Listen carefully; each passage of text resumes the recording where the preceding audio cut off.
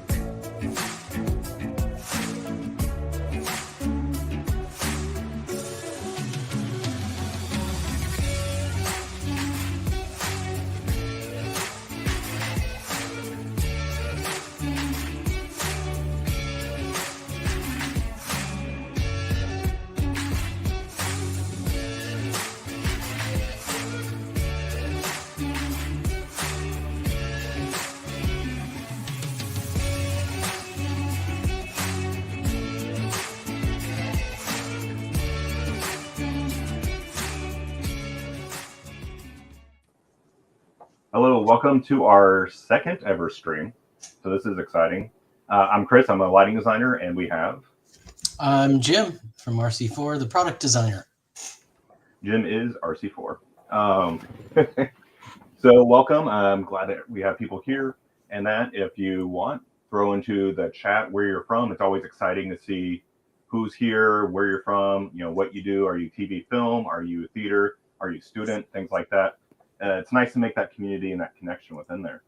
So yeah, one thing that we want to make sure we get out there is that Anna is going to be curating questions. So you can put questions into the chat, and then Anna will pop them up, and we'll be able to answer them as we go.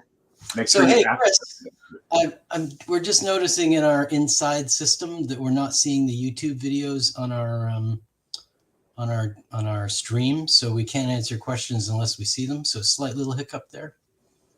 What's going on? In StreamYard, the comments are not streaming. Interesting. I'm sorry, everyone. If I can't hear you, I can't answer your questions. So that's the only reason I stepped in for a moment. All right, 1 second here. Let me type into YouTube chat and see if... Yeah, I can see some stuff. I can try to look over there.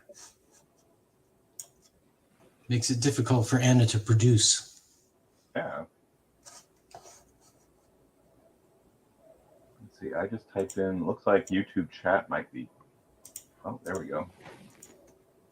YouTube chat just popped up. Let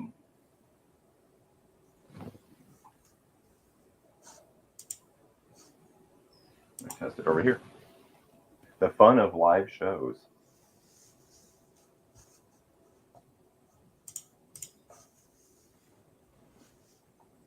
It's the StreamYard thing, actually, Chris. Yeah, I'm seeing if I fix the connection crossed. Great. All right. Well, we'll keep an eye on the YouTube chat. It seems that the StreamYard's having a connection issue between both chats here. So, right. Well, at least the outbound is working. I've just pulled up the YouTube live, so I can see it with some delay over there. Thank you, everyone, for your patience. All right. So, yeah, now that we've had that fun, we'll answer questions as we go. And yeah, make sure you ask the questions. You know, Pixel and Pixel Control is exciting. It's extremely useful technology, and but it can be kind of daunting at times especially if it's your first time handling it. So we're gonna go through that stuff. Things that I use Pixel technology for is one, obviously set pieces.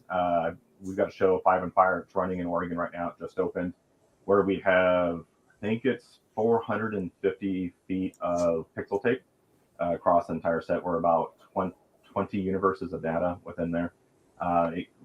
It reacts to the artist singing on stage. It's interactive, creates energy motion within there. I've used pixels quite a bit in fires, like fire pits and things like fireplaces and stuff like that. So you can create that motion and energy in there. It works great with torches. We've put pixels into quite a few costumes now at this point. So you can create energy and magic within the costumes. You can actually put pixels inside of daggers. There's production of Macbeth right now. Unfortunately, I can't show you video yet, where we have 24 daggers that have 28 LED pixels inside each dagger that are flown over the stage. They fly up and down, and it gives us the ability to run video animations, actual video content through the dagger throughout the show. Again, that's all through wireless technology using RC4's DMXpix micros to do that stuff.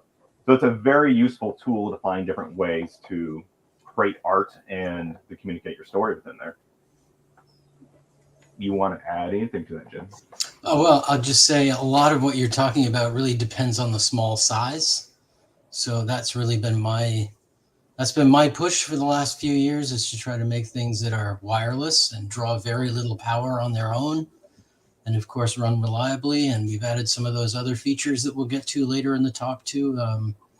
I'm proud actually to have a patent on part of this. That's our custom pixel profile system. So that gives us the ability to expand the data from a single universe in all kinds of very useful and visually stimulating ways to run up to 1,000 pixels, where a normal universe mapped 1-to-1 would only give you 170 pixels. So, 5+ times the amount of coverage, still with lots of creativity, entirely driven by your creativity on your lighting console. So it's not a pre-canned thing. It's a way to replicate what you're doing in a way that your console's been doing for you in the past. So, but the small, that's the thing I'm most proud of personally. And that's a couple of really good points there. One, the fact that you can drive pixels wirelessly. As far as I know, RC4 is the only company for the entertainment industry that does wireless pixels across there. You can do it reliably, and also you have to take into account what you're trying to do control and image wise, right? So for 5 and Fire, for Macbeth, it's really important that I have detailed video going through these pixels. So I have to be a 1-to-1 patch within there. So for, let's say, 5 and Fire, a chunk of the set is off a very hardwired pixel driver because of the number of addresses and stuff and the amount of detail that we need. And then we had a section of the set where we added more LEDs and pixels to later. And the DMXpix was awesome because we were able to take it, just toss it in there, and all of a sudden we had wireless pixels and it worked. We couldn't get wiring to it and whatnot. And then there's times where you don't need that detailed in like animations and video. So production of White Christmas that happened this last fall, we had Christmas tree lights that were strung across all these arches, hundreds of Christmas tree lights, and they're all LED pixels. So we could create animations back and forth. We could do different kinds of flashing effects, you name it. Well, we didn't need to be detailed. And so we took the DMXpix, which we're referring to this here. We took 4, I think, DMXpix units. We put them into the set. And I had a limitation of 3 universes, I believe is what the console limitation was, to be able to do these hundreds and hundreds and hundreds of pixels. And the ability for this unit here to replicate that data internally was a big deal. So we could still create the art, the motion, and energy that we wanted, just only on 3 universes versus having 20 universes. It's another important part of that, the art and the energy, as you're talking about, is the real time aspect of it. So yeah. You can still black it out. You can like bring it down to a very subtle effect and then, you know, blow it up at a key moment. It's all part of the scenes and cues of the show. All of that live stuff is well beyond trying to apply somebody's, you know, pre-programmed effect. And a good example of this would be when I light costumes. I have people ask a lot, why don't you just use Arduino cards to do the costumes? Why do you go with a DMXpix unit to do it instead? It's because during tech on the fly, when the producers or the director or the costume designer are like, hey, we like this effect, but can we slow it down? When this opera singer starts to come down a little bit and kind of slows down her pace and is taking that big breath, I can take the twinkling of the stars in the costume and slow those down and change the shape of that they move. And I can do it on fly in real time during tech, which is fantastic. If it's Arduino card, then I have to take it, you know, unplug it, put it in the laptop, put new code in, load it back on the Arduino, take the Arduino back to the costume, plug it back into the costume, check it, see if everybody likes it. If they don't like it, take it back out, go through that whole process. In tech, we can sit there with my programmer at the console, make these changes in real time. It is fantastic. It has changed at least my methodology of lighting costumes significantly. Plus, Chris, you're part of that 2% of the overall user group that is comfortable to go and grab an Arduino. So as much as I encourage, you know, because I'm an electronics product designer, I encourage everyone to go that way, to try it out and do a million things that are really cool. But sometimes you just need to grab a pixel driver and get the design done. And so I've packed a lot of what used to have to be done with an Arduino and given you a very quick, accessible path that's within the tool set that you are familiar with and that you use every day, your DMX console and your screwdriver. Yeah. Yeah. So speaking of the DMXpix, let's take a closer look at it here. So this tiny box here, and they can come even smaller with a micro version. This can drive 1,000 pixels. So you can drive 1,000 pixels on output, or 500 pixels on output A, 500 pixels on output B. And that's all based off one universe of data. If you're using RGB pixels, you can do 170 pixels within one universe. Is that correct? Yes. Mm-hmm. And as you increase to RGBA, RGB, AW, you start to reduce the number of pixels that you can fit in that universe there. And the way that I recommend that you wire this up, you don't have to do it this way, but this is my recommendation, and Jim can correct me, is that I have my power coming from my power supply, which is currently on the floor there. My power is coming up. I'm splitting my power off to the pixels themselves. So these lines here are running to the pixels on the board behind me. And then I'm splitting the power off to the DMXpix here. Going to the output of the DMXpix, I'm only connecting the data coming out of there. That's the only thing I'm connecting. I'm not connecting the negative and positive. I don't need to connect those with them. That way, I'm not putting that full load of the pixels through the DMXpix. And it's amazing how fast the amount of amperage that you're pulling can accumulate when you're adding more and more LEDs. What do you think, Jim?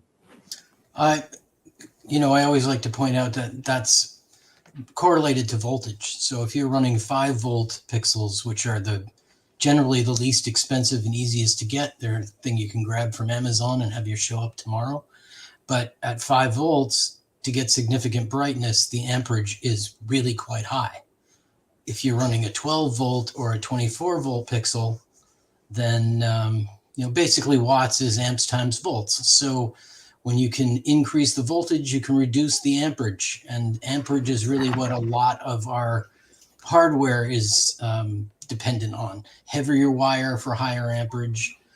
It's not heavier wire for higher wattage. That's the thing to keep in mind. It's amperage that matters for wires and connectors and all of the physical bits and pieces like that. So if you can run at higher voltages, that is keeping your wire gauge smaller, and it's putting less strain on the connectors and the switches and all that stuff.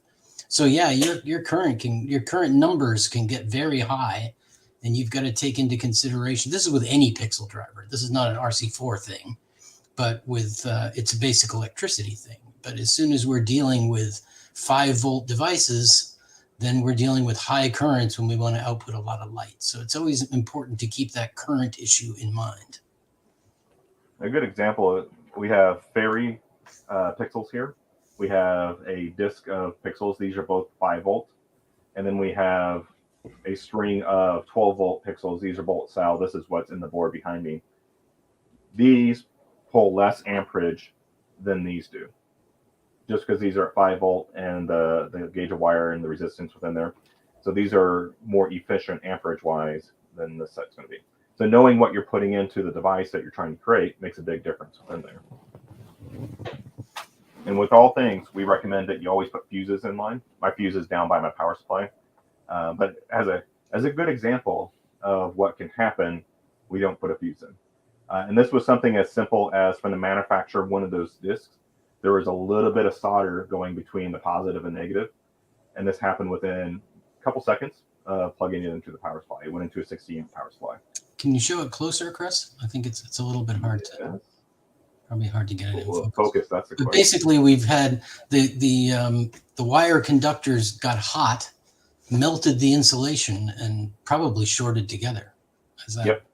So then of course that short becomes like a secondary issue in the real load, becomes a very significant primary issue in the power wiring right there at the power supply. So that this is why we always in electronics have to limit current to the wire gauge that we're using. What happened there was way more current was running through those conductors than that conductor wire and gauge size was intended to be able to pass.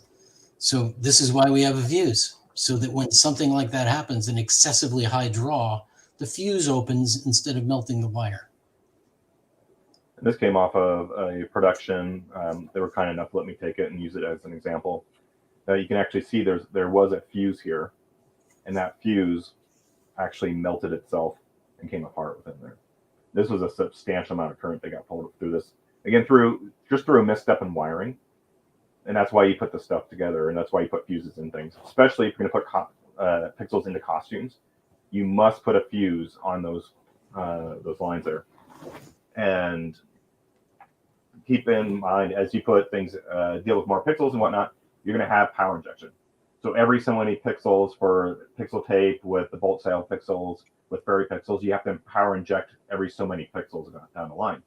When you put your fuses in, let's say we're doing a costume and I have 2 different batteries in the costume in order to power the entire thing. Make sure you have fuses on both set of batteries, because you may have a fuse on the main battery that's going to DMXpix in the beginning of the lines, but you have a second battery that's doing power injection for the rest. If you don't put a fuse on that, you're still going to have a current running.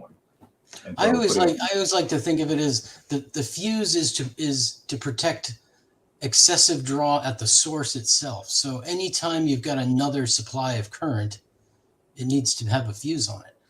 Around my shop, I have batteries with fuses permanently attached before, we have common connectors. This is in my environment. I'm not running shows. I'm doing product testing and, QC and stuff like that. But it's still very easy for us.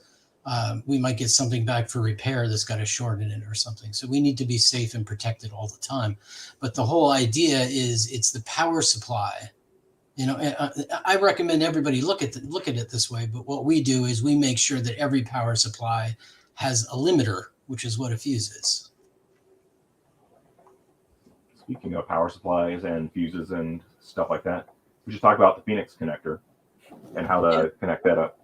So I'm going to flip my power off here to my DMXpix and come to the top view here.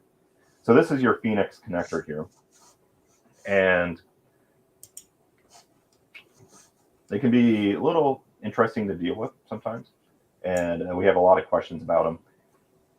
When you are putting your wires into the Phoenix connector, make sure I can do this where you can see it. Take the wires out. Let's explain even what you're doing there, Chris. I have sometimes had some customers receive the device for the first time, and they're not sure what to make of this connector. And it's a little bit my fault. I think I need to add a page to the quick start guide about this. I'm going to do that.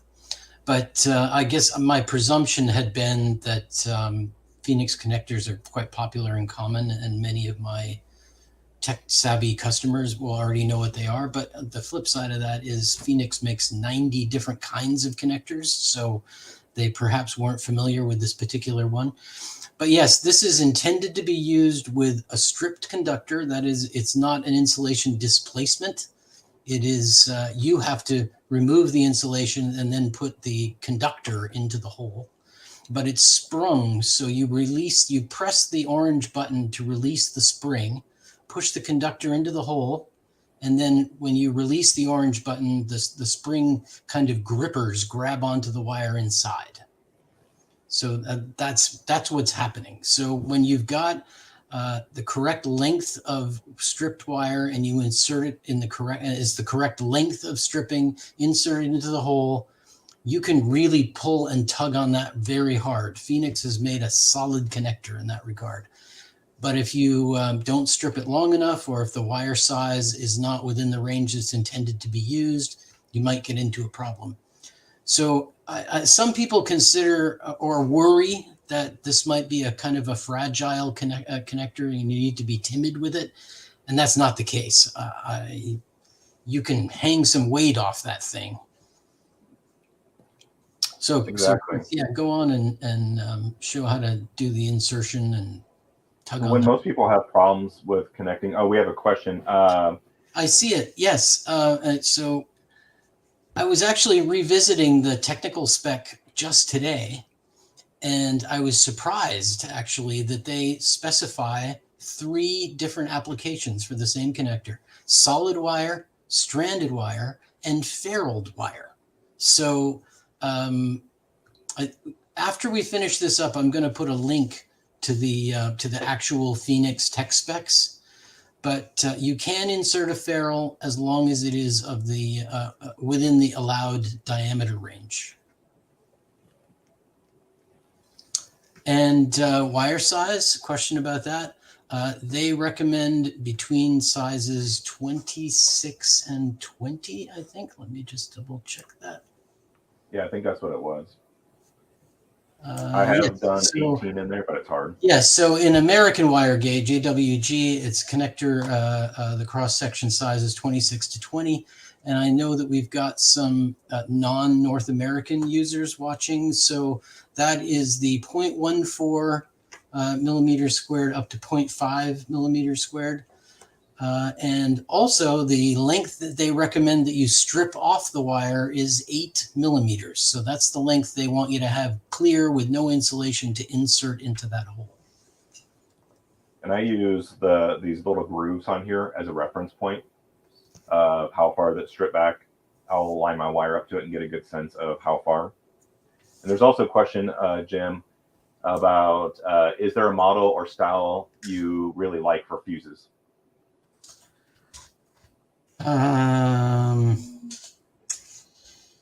That's a tough one because the fuse you choose really depends on the specific application. The fuse that I might use is going to be different in a costume than it's going to be in a big set piece. And also I may want to decide based on how easily I can get the fuses. So I actually have a personal liking of fuses that I can go to any local store and get, like automotive fuses. Because, you know, if I need to find one and I'm running short, I don't want to have to wait a day or 3 days to get more. It's really handy if they even got them at the 7-Eleven, you know. So that's definitely something that I prefer if you can use it. Beyond that, the world of fuses is probably something we could do a whole live stream about. So I'm going to just make a note of that. Yeah, we'll make a note of that. And I know why our chat's not popping up now in StreamYard and why there's a big delay. YouTube defaulted us back to normal latency instead of low latency. And so that's why we're seeing, so it's better video quality, but less quality interaction. So sorry about that. I'll make sure. So I just went to our YouTube page and tried to put the link to that Phoenix spec sheet in there, and I can't seem to add a comment myself at all. So that's weird. I can drop it in or in a moment. I mean, we can come back later and add it. Oh, maybe it just finally went. Yeah, it just went. So you might see it multiple times because I've been clicking enter over and over again. We're just making sure that everybody gets it. That's all. So when you're stripping it, most of the time when people have issues, they're not stripping enough wire back. So I usually use this groove here as a reference point. Once you strip the wire back, I like to use a solid surface to press down on with with the RC4 screwdriver or any object, and then you just slip the wire in there. I'm sorry, my fingers are in the way. Once it's in there, you can release that button, and then you can really yank. I'm pulling as hard as I can. I cannot get this to come out. If it pops out, that typically means that you do not have enough copper down into there for it to grab onto. I'm going to grab my positive here, push down to my little button. I'm going to slide it down in, make sure it's all the way in there, and I'm going to give a yank. And yeah, I can't get it to undo itself. So it is an extremely strong connector if you get enough copper down in there for it to bite onto. And then to release it, you just press and hold the button, and you should be able to release coming out of there. They're nice, solid connections.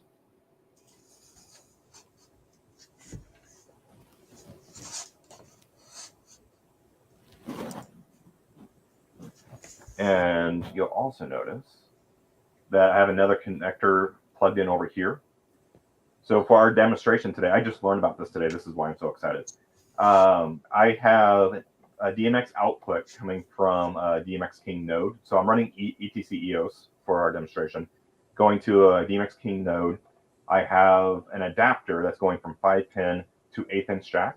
I plugged into the DMXpix, and I'm actually using the DMX output as an input to bring data into the DMXpix to go to the pixels. And what that's allowing me to do is I'm also able to use the dongle and connect to Commander. So we'll be able to see both Commander and control the Pix from EOS, which I didn't know you could do that until today, and I'm beyond excited about this. So just to summarize, on RC4 Magic devices, this actually doesn't apply to Lumen Radio and our LumenDimPix line. There are two simultaneous data streams that can be active at the same time. So one of them is the wired micro mini plug, which is wired DMX. And the other one is the wireless link back to, in this case, our configuration software, which is RC4 Commander. So Chris is able to bring in the channel data from his console through the wired connection at the same time that configuration can be adjusted and played with live using our Commander software. So it's not something you would do in a real show most of the time, but it is fantastic when you're creating your looks. So you're setting up for the first time and figuring out how to use, for instance, the custom pixel profile settings or something like that. So it lets you have the real DMX full universe and all the configuration parameters available for you to mess with at one time. Shall we get into all the settings now? Let's do it. Excellent. All right, see if I can hit the right button here.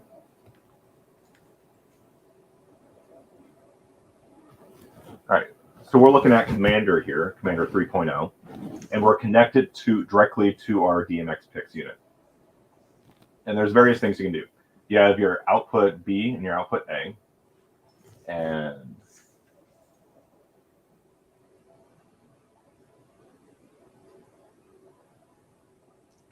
it should connect here. You know what helps is after you turn the power off to demonstrate the Phoenix connector, you turn the power back on. It's just one of those things. Having power helps. All right, so we've got our DMXpix. It's reading the information. You can adjust both outputs here. So you got output A and output B. And then you have the ability to set whatever type of protocol that you need to set. Is that showing up? Yep. No, it's not showing up. Let me change the way that I am doing the screen share.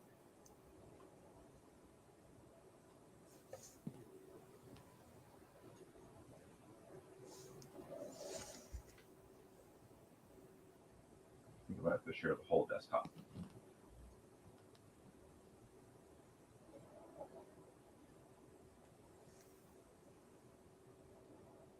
All right.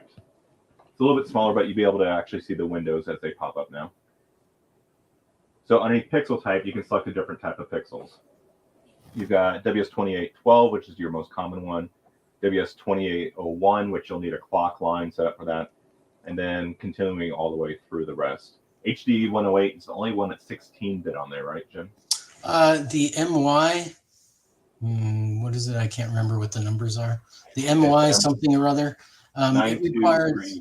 Yes. So a few years ago, for some Disney projects, they brought that pixel type to our attention, and we added it to our firmware. And it was 16 bits, a very early player, really great looking also. Its clock line required an extra little bit of hardware to adapt it in a way that's unusual and that no other pixel actually requires. The HD 108 certainly has overtaken that. The MY part remains difficult to get if you can even get it at all. The HD 108 started off hard to get during the COVID years, but seems to be reappearing now with various suppliers. It's probably the newest pixel type anyway, but it is fabulously beautifully smooth dimming because it's internally 16-bit. And it's also a very high PWM rate, so it looks great on camera. It's, in my opinion, it's the best pixel to use right now in any kind of motion picture application. The APA 102 has kind of become the workhorse in the motion picture world for pixels. And its disadvantage that we've all suffered with for years is just like all the others, it's 8-bit dimming. It's actually a linear curve at 8 bits. So with LEDs, it gets very choppy. It drops and then kind of chops out at the bottom end. So you can't really smoothly dim it and get a nice look. So the HD 108 gets around that really nicely. The 16-bit dimming is smooths up the bottom beautifully. So if you can get it, I know a lot of motion picture people have been able to get it. It is the primo one to get. I want to mention too that although it does cost more money, the theater users and live concert users really should consider it as well, because I mean, more and more we're all designing for cameras now. Everything ends up streamed or recorded or promoted as video, and as soon as you've got pixels or any kind of imaging source in there that is strobing and creating artifacts and things on camera, that's distracting and less than beautiful. So I used to say, oh, if you're in motion picture, you need to worry about those high PWM frequencies, but the rest of my customers, human eyes don't mind, and it looks great. I've kind of retracted that now because, a lot of it had to do with COVID and everything being broadcast or recorded. So I think these issues now apply to everyone. Yeah, I've been using WS2812 or in that range for a lot of shows for a long time. Pixel floodlights, footlights, that works amazingly. And it's been great, especially because the budget-wise, it fits a lot of the shows that I'm working on. And it's like back behind me right now on the Pixel board, it looks fine, right? The fade looks fine, because we have a lot happening on there. But as soon as you get to long fades, things like that, where you have just those footlights on that are fading out, and it's over 5 to 10 seconds, you're going to see that stepping at the end of the fade. And, it's one of the things that I'm balancing now. Cool, so we can afford it at the moment, but maybe we should look at the investment for the future and purchase the nicer set of LEDs that can go to 16-bit and really get smooth fade. So now I'm sitting there parting out cues, trying to have the downlight on just a little bit longer to hide the fact that the footlights are stepping on their way out. Yeah, I mean, that's the thing is right now pixels have become so popular as a substitute for any kind of LED tape, but it's kind of most of those items are playing like LED fixtures from 2009. That it's like they're technologically behind. So yeah, the HD 108 sets that aside and catches up with the rest of the world in terms of how nice LEDs can really look and still be pixels. Yeah, I can't wait to get my hands on some. I've been dying for that. Yeah. We can also change color order. And personally, I believe it's best to set the color order correct in the DMXpix for the pixels that you've gotten versus trying to do it in EOS or HOG4 or MA at the console level. Just set it correctly at the DMXpix itself, get the right colors there, and then you can just set your consoles at RGB or RGBA, whatever your standard color is for those pixels. Workflow wise, it just works better for me to do it this route. You know, Chris, the reason that's super powerful too, and I admit we're not the only pixel driver that gives you color order. It's kind of become standard now. Mm-hmm. It wasn't as common when I first coded it in the device because we've had it out now for a few years. But the great advantage of just doing all your programming as RGB and then adjusting color order in the hardware is you can swap, right? You can grab, maybe you've got a 2812 pixel string today that you bought on Amazon and it happens to be blue, green, red, but now you're going to swap it out, put something else in, or add another effect, double it up somehow, and you order another piece of pixel tape and it happens to be green, blue, red. So, you know, you're going to have to duplicate the whole look in another group of DMX channels where the color order is different, or just tell the driver to, tell the driver what's connected to it and run it on the same channels. Yeah. So I've reconnected to the screen share so it's easier to read. We just don't see a couple of the windows pop up as we go through there. So we've got color order. We've talked about pixel type. You got setting your address. That's your starting address for that output within there. Remember, you can set A and B between the two different outputs. So you can set your order, and then you get into the fun stuff. The thing that makes the DMXpix what it is and why it's so incredibly powerful. So behind me, and let's see.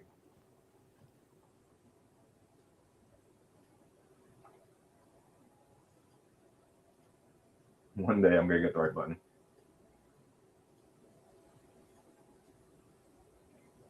Huh.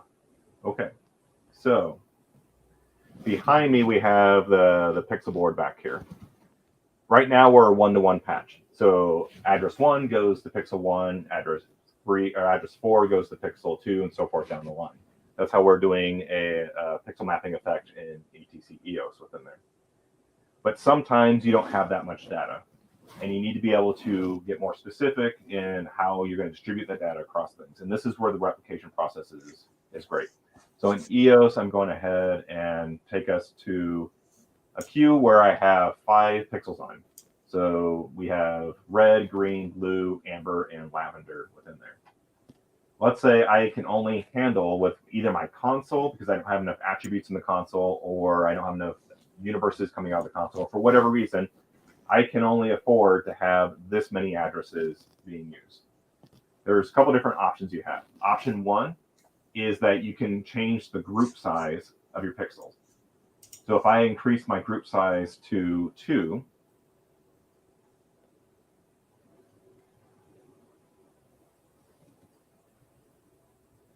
you should see now that it is, let me put this up a little bit bigger so it's easier to see.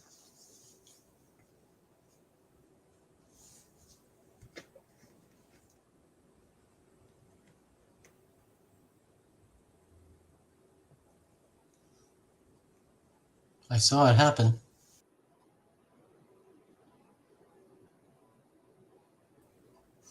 There we go. Except now Jim's in the way. You got a little fun just technology. Turn me off for a moment. It's all right. All right, I'll turn you off. Yeah.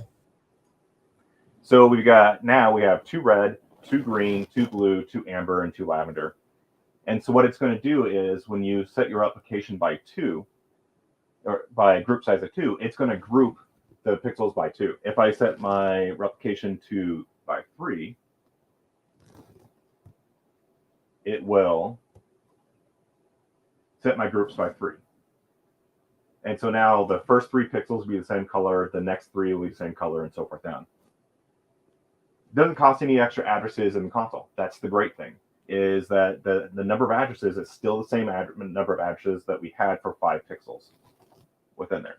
And you can keep going. You can keep going up for the number of groups that you want to do, and it just continually will continue to add to it as we go through there. I'm going to go back to a group size of 1. Add Jim back here, so if he has something to add, we can hear him.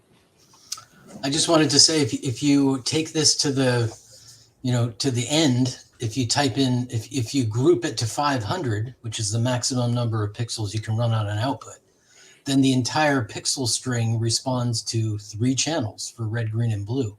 So then it's kind of like an emulation of a regular LED string. So I'm going back to group size of 1, and then I'm going to type in 500.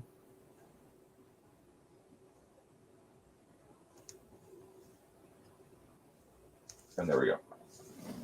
All right. So now what we're going to do is we're going to look at keyframe. Any questions? I know it'll be slightly delayed before we see it, but put it in the chat if you have any questions about grouping by setting up your DMXpix by group, and we'll answer them as soon as they pop up in our stream here. So moving to keyframe size, that is extremely exciting within here. While I set this up, Jim, do you want to explain keyframe? Yeah, so I borrowed the term keyframe from video language, but I've really pilfered it in kind of I'm using it incorrectly. So I apologize for those of you that actually work in data compression for video and know what a keyframe actually is. But I consider a DMX keyframe in this context to be a group of DMX channels that we use to represent the basis of our effects. So we might decide I can create the core of the pattern that I want to create with, say, 60 channels, or maybe it's 200 channels, or whatever it may be. And I shouldn't speak in channels, I should speak in pixels. So maybe it's 80 pixels. Remember, one universe is 170. So if I were calling the keyframe 170, then that's kind of the same as 1-to-1 on anybody else's pixel driver. But if we take, say, 40 pixels and we can create a nice looking effect with that, the RC4 driver now will replicate that in numerous different ways that we're about to discuss and stretch it out over many more pixels. But that basis that we're creating in the lighting console, that's what I call the keyframe. So we have here a keyframe of 1A in this type here. That's white all in red. Okay. We have our keyframe of 170. So that's saying that we are going to, on this output, do 170 pixels before it starts looping again. So if we had 175 pixels, let's say, and I had this entire universe on and I was set to a keyframe, it would hit pixel 170, and then pixel 171 would be the same as pixel 1. Pixel 172 would be the same as 2, and so forth. I'm going to set myself to a keyframe of 5 because I've got 5 LEDs across here. And we're going to set a keyframe of 5, pretending that we only have enough addresses to handle 5 pixels. Which is 15 channels in the 3-color. 15 channels. And so we have 1, 2, 3, 4, 5, and then DMXpix loops us again. So now this pixel here is the same as 1, this is the same as 2, and so forth. And it just keeps repeating as you go through the entire sequence in there. And it repeats out for 500 pixels. So remember, it's going well beyond the basic count of pixels that you would have got in an ordinary 1-to-1 map with a regular driver. Exactly. And let's say if you're doing a, the old school 3-circuit chases that on the signs with the incandescent bulbs. The marquee effect. Yeah, the marquee effect. Yeah. And you can get, right over here, you can get pixels that look like these here, right? So these can be your marquee bulbs. Put them in there. And if you don't want to use a ton of addresses, you can just go ahead and set a keyframe of 3. And so every 3 pixels, it's going to replicate again, just like if you were doing a 3-circuit chase within there. So we have a keyframe of 5 right now, and we're replicating this way. So this one is the same as this one's the same as this one, and so forth down the line. And I want to point out too that for this, just to demonstrate this basic concept, this is the most basic replication method, which is it's simply kind of echoing it along the line. It's copying. It's an incremental copy. So when it gets to the end of the keyframe, it starts again from the beginning, and then it plays through and starts again from the beginning. So that's one of several different options, but that's the most basic one.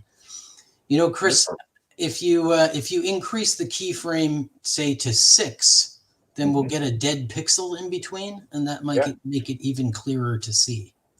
There you go. So now, yeah, exactly. Because I don't have anything on an EOS for this 6 pixel. Right. So that's why it's dead, and that can break it up so it's a little bit easier to see. So that shows you the end. So one thing about that is the beginnings and the ends of the patterns sometimes can look a little abrupt, but they don't have to. It kind of depends on how you do the lighting design in the console.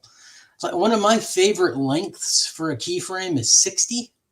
And the reason that I really like 60 is it divides by a number of different whole numbers. And that actually ends up to matter for all of the sort of sub patterns that you could create within the 60. So it divides by 2 and by 3 and by 4 and by 5 and by 6. And so you can create all of these things in the console that involve repetitions and patterns. And the seam, if you want to call it that, at the end of the keyframe will never appear to stutter or stagger because all of it fits within 60 without any odd end to a piece.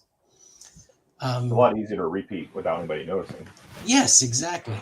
So, but one kind of fun trick, probably my favorite method for replicating is the one that mirror images and reflects back and forth. So it goes beginning to end, and then end to beginning, and then beginning to end, and end to beginning, and beginning to end. And that actually makes it look like the source keyframe is twice as long as it really is. And I just find that so, it's visually very pleasing. And it fits into the kind of look that we often get in any regular console that's doing an effects generator. The effects generation in consoles is actually based on many of these same ideas. They're just not necessarily sharing with you, how it's happening behind the scenes. You're picking things and applying them, but and then the console is doing all the replicating and using up all those DMX channels. And all we've done is taken that functionality and moved it out of the console so that it only has to worry about the keyframe, giving you back hundreds of channels and sometimes multiple universes that you otherwise had to, I'm going to say, waste on pixels. Exactly. And this is just the incremental repeat here. Let me switch to our next option. We can switch to decremental. I think that's how you say the word. And that's going to reverse those pixels. So you can see my dead pixels there. And we go lavender, amber, blue, green, red, dead pixel. So we're reversing the order that we're going in there. You know where this works best, Chris, and it's actually the reason that I put it in there. It seems like it doesn't mean that much. But where it's really cool is if you have strings of pixels and you put 2 of them side by side. So if it's the same data running 2 side by side, and then you have one that runs forward in the pattern while the other one runs backwards in the pattern, you've suddenly got this added level of, once again, very symmetrical and pleasing pattern effect using the same number of channels. Whereas doing it another way, you'd have to double the number of channels you needed. And speaking of that, we can do incremental and decremental. So we go pixel 1, 2, 3, 4, 5, 6, and then it's going to start with 6, 5, 4, 3, 2, 1, and then 1, 2, 3, 4, 5, 6. Again, giving you more options of variety that you want to be able to do replication. This is really my favorite. Can you make a little 5 pixel or 6 pixel effect now that runs in this? Yeah, of course. We can do anything that you want. Because this has that sort of Christmas lights kind of. I'm gonna call it a kind of a gaudy look. But now if you do some really nice design limited to only 6 pixels, I'm sure Chris was going to do something that looks quite phenomenal for that limitation. But now imagine that we were working with a group of 60 instead of 6. So this is just running a linear effect down the road, down the line there. See, like already I feel like, man, I'm doing this with only 6 pixels, 18 channels. This is like I'm not using an entire universe to do this. I'm doing this with 18 DMX channels. Feels like this is something out of Studio 54. Yeah, exactly. Yeah. Which was 1977? Yeah. Yeah. Jules Fisher.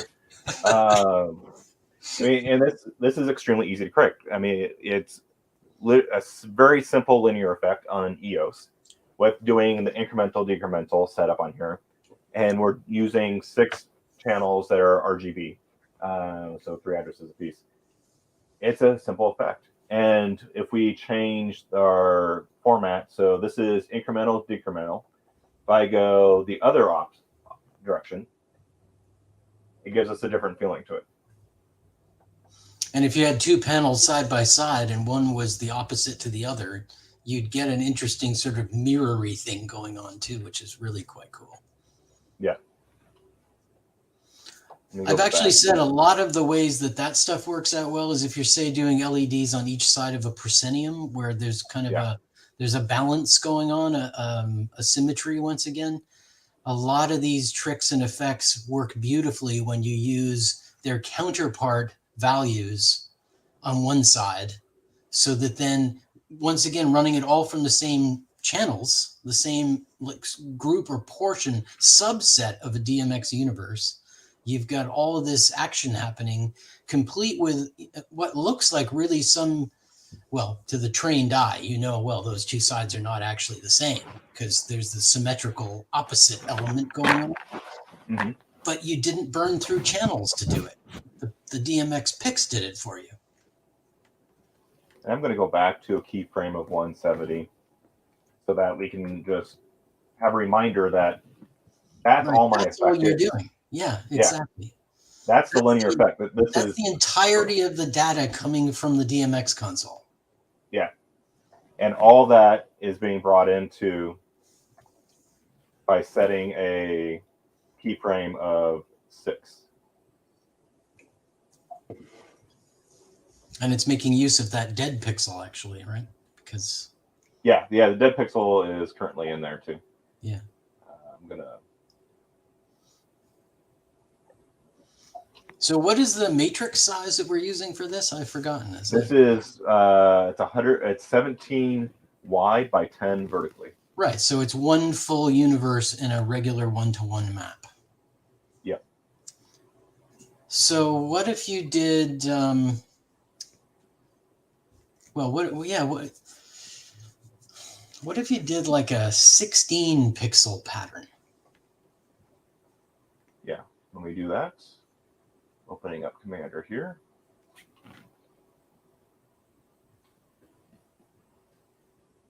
And keep in mind too, our visual appreciation of this is limited, of course, by the physical constraints of this panel being 10 by 17.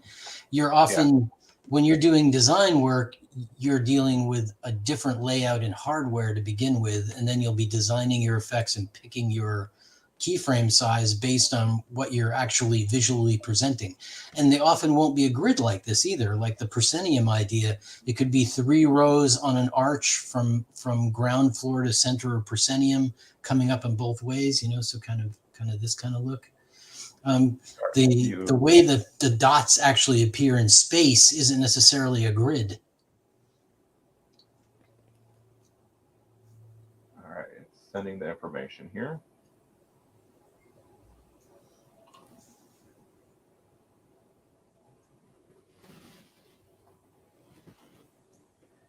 One you know, if you're thinking like a film set, something of that sort, the replication process would work really well if you're. I'm just going to use this as an example because I was watching it, the season finale. If you're working on a warp core, like say Star Trek, and you're trying to create motion and energy within there, doing pixels, but you don't have as many addresses as you want, you can use the increment decrement to be able to give that motion with a minimal amount of channels to do it. All right, so you should be seeing 16. So you have to make it, here. and you should. There we go. There we go. That is using 16. I'm still only using 6 channels on EOS that are currently on. So 5 that are the color and then 1 dead. Mm-hmm. And then the rest of the pattern here is because we're doing a keyframe of 16. Right.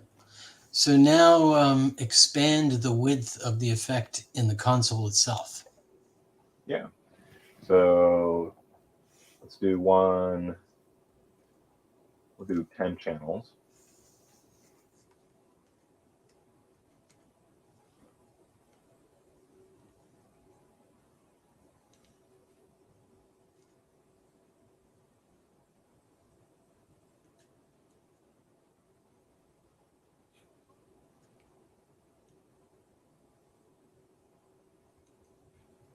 I'm just going down the line and adding a little bit of color to it. So this is using 10 channels in the console, running on the linear effect and having a keyframe of 16. So 10 pixels, which is actually 30 channels. Is that right? Yes, sorry. 10. So the way EOS is patched is 1 channel is 1 pixel. Right. And then there's 3 addresses per each. Yep. Right. So 30 addresses, 10 channels. Exactly. Yeah. Yep. So this ability to replicate is extremely powerful. I mean, it gives you so much flexibility with the minimal amount of addresses that you want to be able to use to create what you need. And there's nothing saying that you can't do a keyframe of 99 for 500 pixels or so. Yeah. You have complete flexibility. And the nice thing is, let me flip back over to the computer here, is that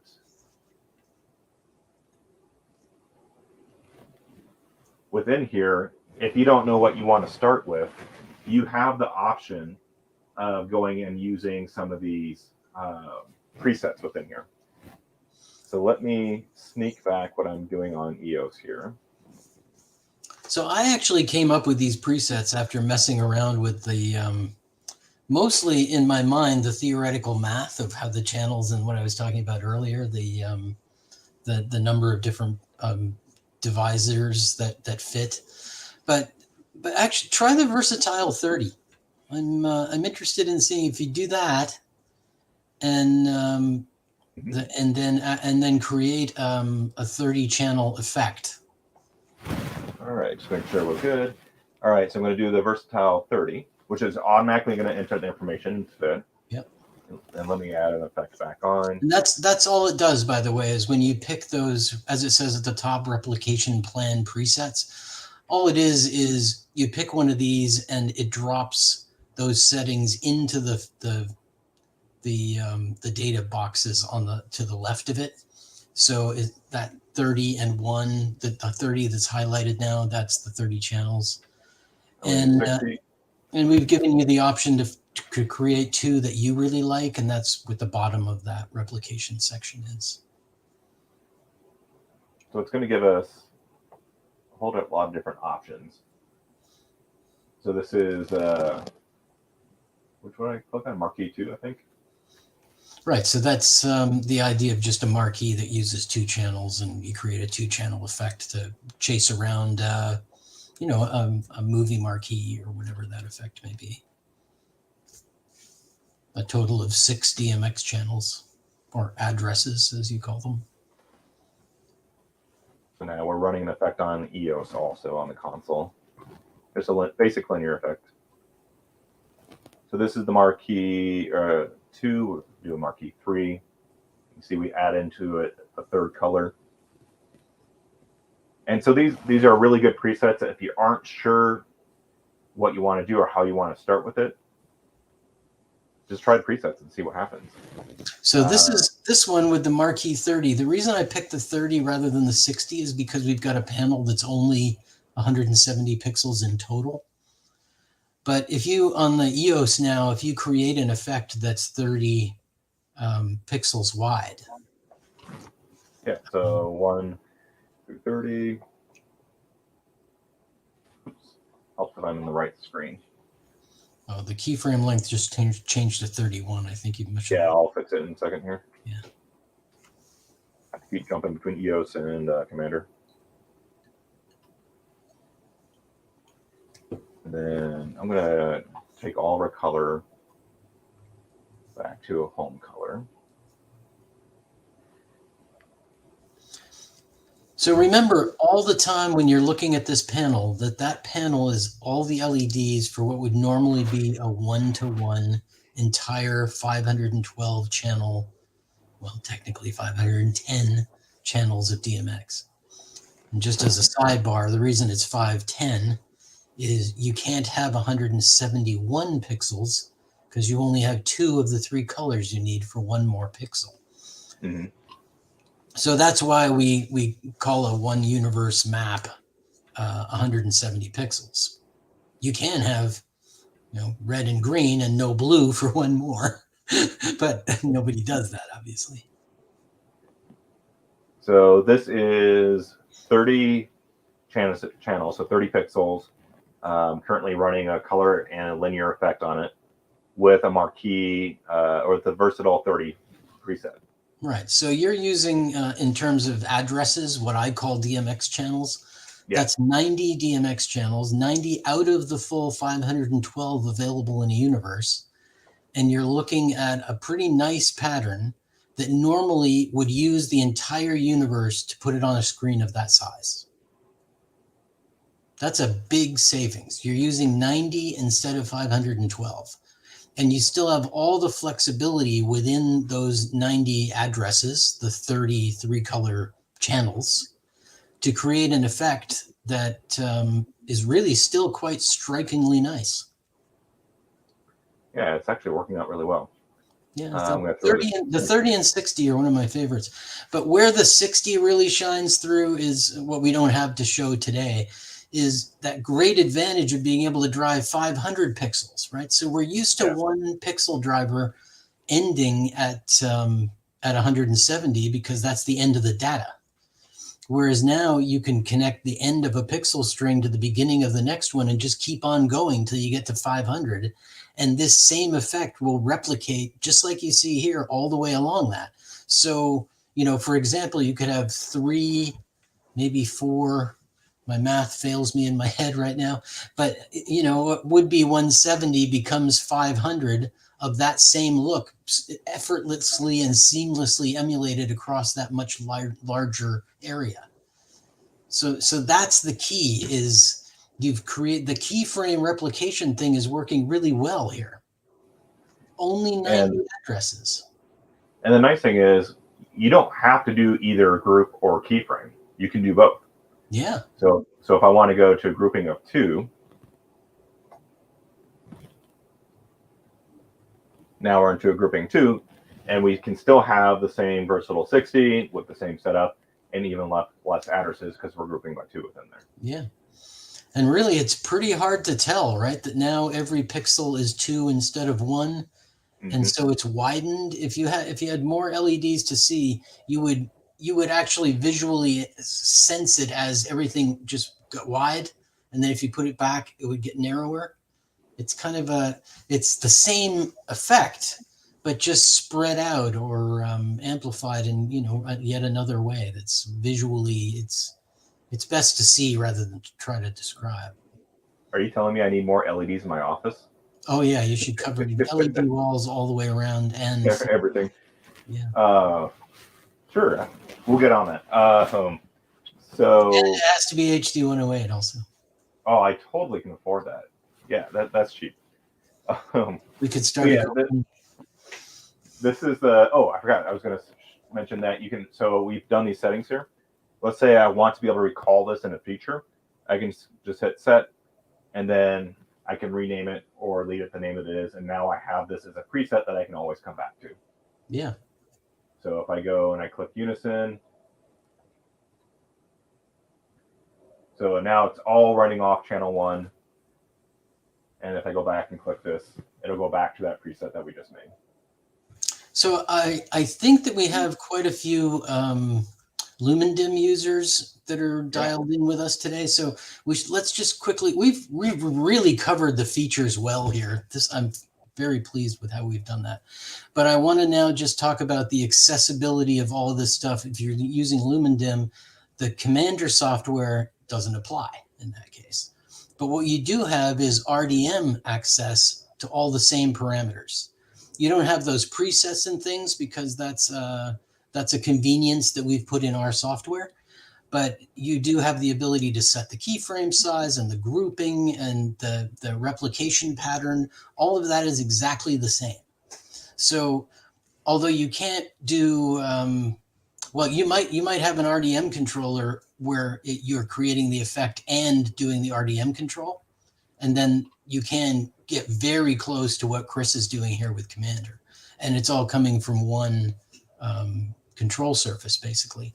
But even if you don't have it set up that way, you could just quickly connect with a DMX CAT or whatever you want to use as the RDM controller, configure those parameters. You know, really, there's only 3, right? It's the size of the overall keyframe you're working with, and the way it's going to replicate when it gets to the end of that keyframe. So is it going to just repeat and start again, or is it going to mirror it back and forth?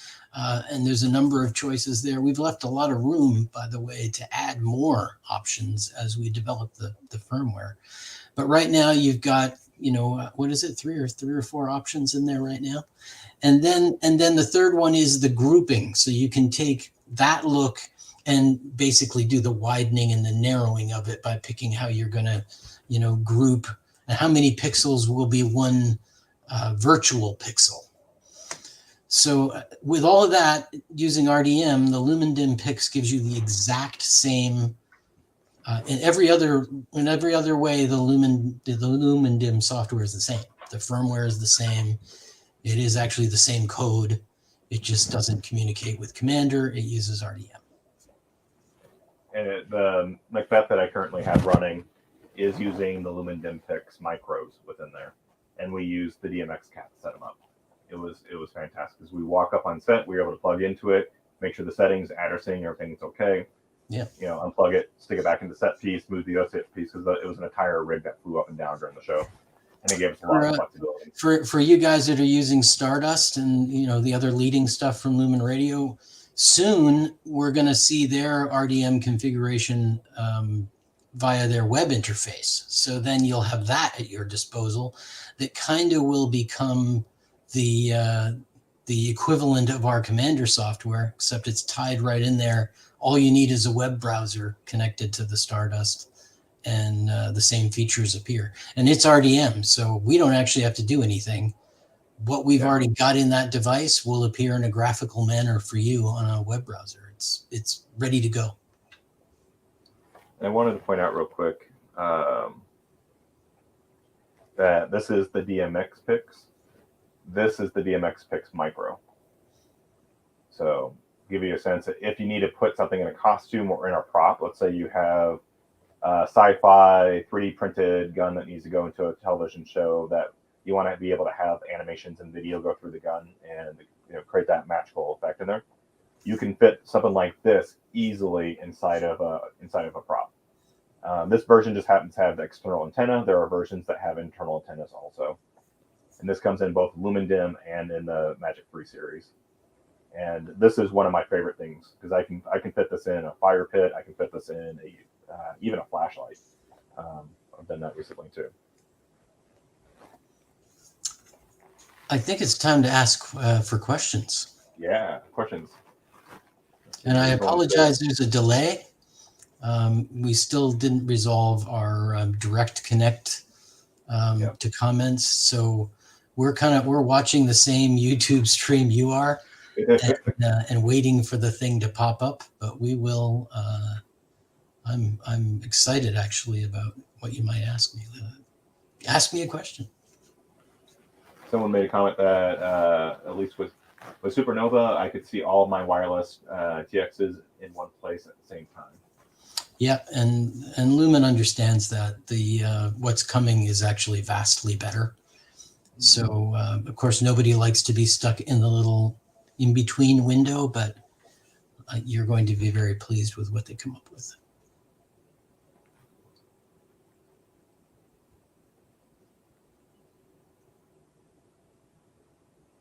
Wait a moment to see if another question or comment pops up here. Next time I promise we won't have this weird delay going on.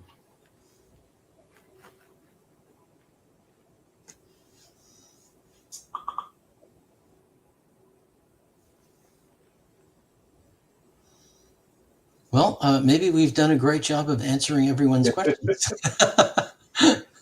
Yeah.